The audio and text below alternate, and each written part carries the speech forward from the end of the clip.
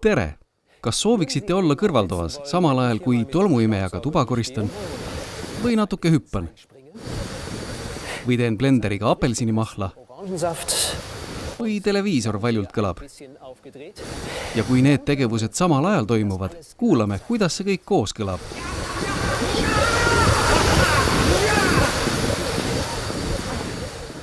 Pigem mitte. Kuidas siis end soovimatu müra eest kaitsta? Kas ehitada lihtsalt paksemad seinad? Vaevalt küll. Paksude seinte puhul peaks märgatava efekti saavutamiseks nende massi kahekordistama. Sama tulemuse saab lihtsalt ja ilma seinu paksendamata saavutada ka kipsplaatkonstruktsiooniga. Näiteks võib seinas kasutada hea heliisolatsiooniga plaati. Ja mitme plaadikihi kasutamisel muutub mürasummutus veel palju tõhusamaks. Parema mürasummutuse saavutamiseks on ka oluline mõista, kuidas heli levib. Heli levib kahel viisil, otse ja mööda külgnevaid pindasid. Otse levib heli läbi õhu. See näeb välja umbes nii. Aga mis juhtub siis, kui heli ei liigu õhu kaudu, vaid läbi mõne tahke keha? Näiteks piki põrandat, mille peal ma kõnnin. Seal levib heli pigem nii.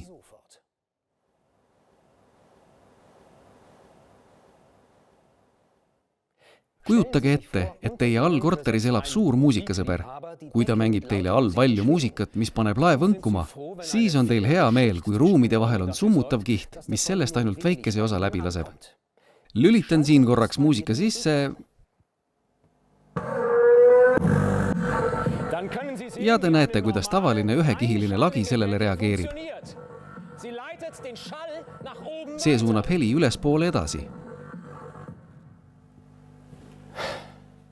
Sellist ebasoovitavat heli edasisuunamist sooviksime meelsasti vältida.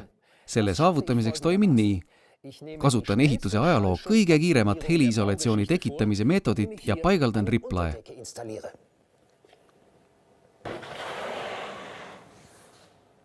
Nii muutub ühekihiline lagi kahekihiliseks. Lülitan muusika uuesti sisse ja enam ei kosta peaaegu midagi. On näha, et liiv ei reageeri muusikale peaaegu üldse.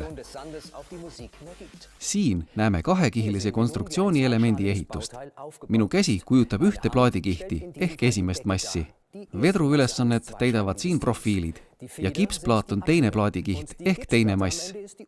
Nüüd jõuavad helilained esimese kihini, minu käeni. See hakkab võnkuma. Ent vedru summutab seda võnkumist ja näete, et teine plaat enam peaaegu ei liigu.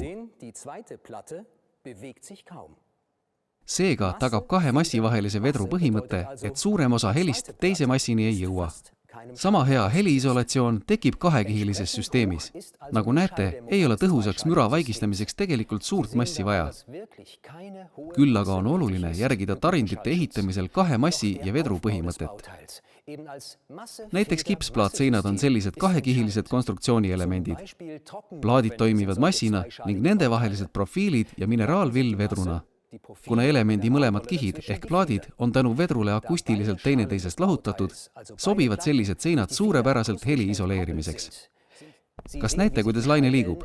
See ei levi enam otse, vaid pinda mööda. Nüüd, kui oleme heli liikumise kahte levimisviisi tundma õppinud, võime vaadata, kuidas heli ruumis levib. Me nimetame seda õhuheliks. Siin näete, kuidas helilaine liikumine ruumi täidab. Loomulikult ei liigu see ainult ühes suunas, vaid kõigis kolmes mõõtmes. Siin näete kahte kõrvuti asetsevat ruumi. Kujutlege, et kõrvalruumis istub pianist, kes mängib tiibklaverit. Selle heli jõuab teieni nii, nagu kukuvad need doominaklotsid. See levib otse õhu kaudu seina suunas. Siis paneb heli seina võnkuma ja need võnked muutuvad teisel küljel taas õhuheliks. Seina konstruktsioon määrab ära ka selle helisummutusvõime. See sõltub esiteks sellest, kas tegemist on ühe või kahekihilise süsteemiga ja teiseks sellest, kui kvaliteetseid plaate kasutatakse. Kui eelistate rahu ja vaikust, siis tagame kiiresti hea mürasummutuse tõhusama seina abil. Nüüd võib pianist lasta sõrmedel mööda klaveriklahve joosta täpselt nii, kuidas süda lustib. Teieni ei jõua sellest helist kuigi palju.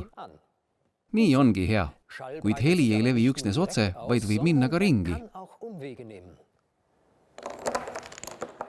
Näiteks võib see liikuda üle servade, läbi ruumi külgseinte, lae ja põranda. Siin kulgebki heli läbi külgseinte. kuid see jõuab sellegi poolest teie kõrvadesse. Selle näite puhul toimub see koguni 2 külgseina kaudu. Hea uudis on see, et ka sellele probleemile leidub ehituslik lahendus.